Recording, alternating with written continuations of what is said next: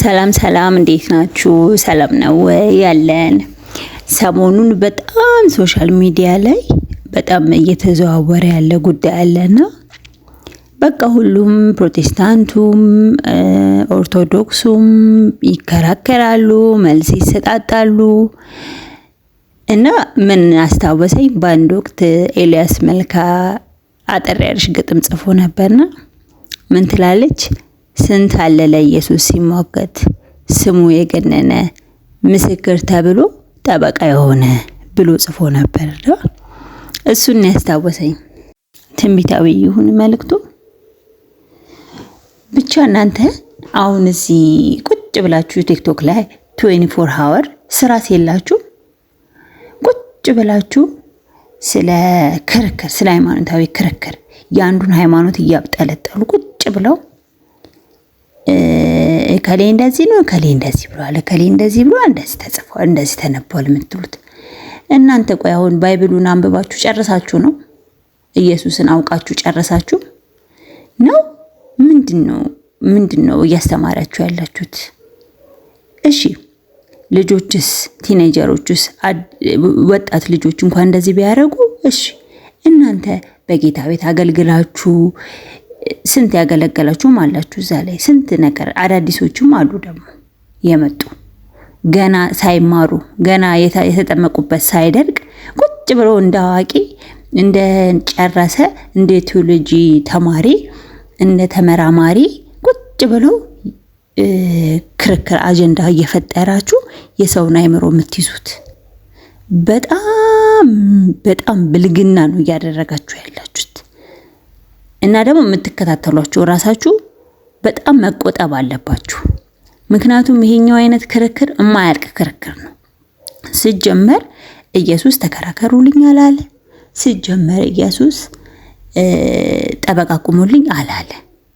እሱ ለራሱ በቂ ነው። ተከተሉኝ ያለው አይደል? መከተል ነው በቃ። ለመከተል ደግሞ ከሱ እግር ስር ቁጭ ብሎ መማራል። ዝም ብሎ የነዚህን ተረት እየሰሙ የነዚህን ክርክር እየሰሙ ወንድም በወንድሙ ላይ መጥፎ ቃል እየተነጋገረ እንደዚህ አይነት ወንጌል እኛ አላየንም፣ አልሰማንም። ከየት ነው ያነበባችሁት? ከየትኛው ባይብል ክፍል ነው ያነበባችሁት? የሆነማ ያመለጣችሁ ነገር አለ። በጣም ነው ለነገሩ፣ ለብርም ብላችሁ ነው። ግን ደግሞ ይሄ ወንጌልን ከመሸቀጥ ምንም አይተናነስም ማለት ነው። እኩል ወንጌልን ከሚነግዱ እዚህ ባንክ ቡክ ደብተር ከሚወስዱት ምንም አትተናነሱ። የእናንተ ትንሽ ስማርት ዌይ ሆነ ጠበቃ ነኝ ብላችሁ በጎን መጣችሁ። አይ እግዚአብሔር እኮ ልብንና ኩላሊትን ይመረምራል። ምንድነው እናንተ እዚህ ትውልዱ ላይ እየፈጠራችሁ ያላችሁት? ሳናስበው አይምሯችንን እየተቆጣጠረን ነው ያለው ይሄ ነገር። አሁን እርስ በርስ ወንድም ከእህቱ ጋር እንዴት ነው እየተያየ ያለው? ድሮ ኖርማል ነገር ነበረ። እርስ በርስ ያው ብትነጋገሩም ያን ያህል እንደዚህ ሌቭል የሚያደራርስ እንደዚህ የሰው ትምህርት ውስጥ ገብቶ መፈትፈት፣ የሰውን ሃይማኖት በቃ መጥፎ ነገር ማንቋሸሽ፣ ስርዓት በሌለው መንገድ መናገር፣ ይሄ ሶሻል ሚዲያ ጉዳችንን ያወጣው እና ራሳችንን ብንፈትሽ ጥሩ ነው። እስቲ ባይብልስ ምንድነው የሚለው ስለዚህ አይነት ነገር? እሺ እዚህ ጋር አንደኛ ጴጥሮስ ምዕራፍ 3 ቁጥር 15 ላይ ምን ይላል?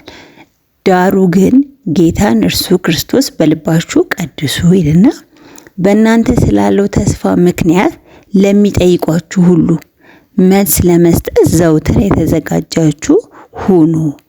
ነገር ግን ይልና በዋህነትና በፍርሃት ይሁን ይላል እዚህ ጋር ማለት ነው። በእኛ ስላለን ተስፋ ማለት ምንድነው? ተስፋችን ክርስቶስ ነው አይደል?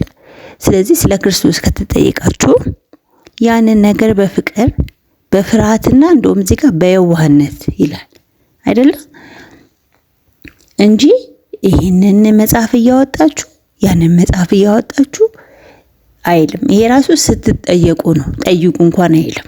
ስትጠየቁ እንደዚህ ብላችሁ መልሱ። በቃ ራሳችሁ ላይ ፎከስ እናርግ። ጠቢብ አይኖቹ ላይ ነው ይላል ጠቢቡ ሰለሞን። በራሱ ላይ ነው፣ በሌላ ላይ አይደለም። እስቲ ስለ ራሳችን በደንብ በቂ እውቀት ይኑረን። ክርስቶስ ሲጀመር የሚጨረስ አይደለም። ዲስከሽን እንኳን ቢኖር በጣም በጨዋነት ምን ይላል እውነትን እዚህ ጋር ኤፌሶን 4 ላይ ቁጥር 15 ላይ ነገር ግን እውነትን በፍቅር እያያዘን በነገር ሁሉ ወደ እርሱ ራስ ወደሚሆነው ወደ ክርስቶስ እንደግ። ወደ ቤተ ክርስቲያናችን እንደግ ሳይሆን ወደ ክርስቶስ እንደግ ነው። እኛ የምንከራከርለት ኢየሱስ የለንም። አስተውሉ። ወደሱ እናድግ እንጂ። እሺ እንደገና በጢሞቴዎስ 2ኛ ጢሞቴዎስ ምዕራፍ 2 ቁጥር 23 እና 24 ምን ይላል? ነገር ግን ጠብን እንዲያመጣ አውቀን ከሰነፎችና ካልተማሩ ምርመራ ራቅ። የጌታን ባሪያ ለሰው ሁሉ ገር ለማስተማር የሚበቃ ለትዕግስትም የሚጸና ሊሆን እንጂ ሊጣላ አይገባውም። ስለዚህ እዚህ ጋር ምንድነው? ሊጣላ ሊከራከር አይገባውም። ይሄ ነገር እንደውም ጠብን ነው የሚጭረው። ስለዚህ ነገሩን አስተውለን ነው ማድረግ ያለብን እያለ ነው እንጂ ለዩቲዩብ እና ለቲክቶክ አንዱን ደስ ለማሰኘት አንዱን ለማዋረድ ወንድሙን ለማናደድ አይደለም። ነገርየው በመከባበር ነው ነገሩ። ወንጌል የሚነገረው በፍቅር ነው እንጂ በክርክር አይደለም። ሲጀመር ያለንን ነገር ብቻ እኛ ስለ ክርስቶስ መናገር ብቻ ነው የምንችለው እንደ አንድ ተከታይና በህይወት ምስክር መሆን እንጂ ጥቃቅን ወሬ ወይ ደግሞ ጥቃቅን ነገር እየሰጠን ሐሳባችንን ከክርስቶስ አዚም እየተደረገብን ነው። እያየነው አይደለም። ከክርስቶስ አይናችንን ነቅለናል። ክርክሩ ላይ እያተኮረን ነው። ዋና ነገር ላይ አይደለም ሐሳባችን። በጥቃቅን ነገር ሐሳባችን እየተሰረቀ ነው።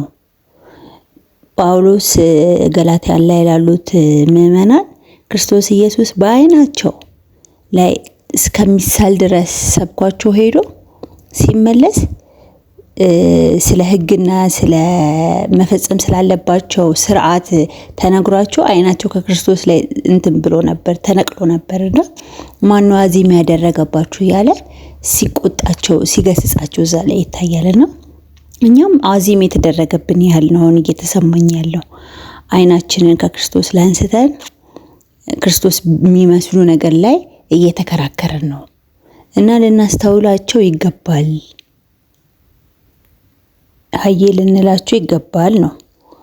አሁን ባንክ ቤት ፌክና ሪል ብር ለማስተዋወቅ ምንድነው የሚያስተምሯቸው ባንከሮቹ? ይሄ ፌክ ብሮችን ሁሉ እያሳዩ ይሄ ፌክ ብር ነው፣ አያችሁ እንደዚህ አይነት ከመጣ እንዳትሸወዱ፣ አያችሁ እንደዛ አይደለም የሚሏቸው። ምንድነው የሚሏቸው? ዋናውን ሪል ብሩን ያሳዩአቸውና በቃ ይሄ ነው ሪል ብሩ፣ ስለዚህ ከዚህ ውጪ ሆነው ፌክ ነው፣ ሪሉን ስለምታውቁት ፌኩን ትለዩታላችሁ ነው። እኛም አሁን ጥቃቅን ነገሮቹን እየተማርን ሪሉን ነገር ጭራሽ ነው የረሳ ነው ያለ ነው ማለት ነው። እና አሁን ማስተዋል አለብን። በቃ ኢየሱስ ክርስቶስን ማወቅ፣ ኢየሱስ ክርስቶስን መከተል ቱንቢያችን ወይ ደግሞ የእግዚአብሔርን ቃል ካነበብን ካወቅን ልክ ስህተት የሆነውና ሪል የሆነውን ማንም ሊነግረን ወይ ደግሞ ሊያከራክረን አይገባም። ከባይብሉ አንጻር አንደርስታንድ እናደርገዋለን። ሌላ ሰው ደግሞ በዛ መንገድ እየሄደ ከሆነ በፍቅር ቀስ ብለን ልንነግረው ይገባሉ እንጂ ሌላ ክርክር ውስጥ እንድንገባ እግዚአብሔር ቃል አይፈቅድልንም። ስለዚህ ቱንቢያችንን ካወቅንና ካነሳን ደግሞ ካነበብን በቃ ኢዚ ነው እናውቀዋለን ማለት ነው። የእግዚአብሔር ፍቃድ የቱ ነው፣ የእግዚአብሔር ፍቃድ ያልሆነ የቱ ነው፣ እንዴት መሄድ እንዳለብን ሁሉ ይታወቃል። ወንድም እህቶቻችን በትክክለኛው መንገድም ካልሄዱ ደግሞ ሌላ ፍቅራችን የምናሳይበት አልሄዱም ብለን ብናስብ ሁሉም በራሱ ራይት ነኝ ብሎ ስለሚያስብ እሱ መብታቸውን እያከበረን ለነሱ መጸለይ ነው እንጂ ክርክር ውስጥ ግቡ የሚባል ነገር የለም። እና ይሄ ነገር ተሰምቶኝ ላጋራችሁ መጥቼ ነው። እስቲ እናንተም በዚህ ጉዳይ ላይ ያላችሁን አስተያየት ከስር ኮሜንት መስጫው ላይ እየገባችሁ ሀሳብ አስተያየታችሁን ስጡ። አመሰግናለሁ ስላዳመጣችሁ።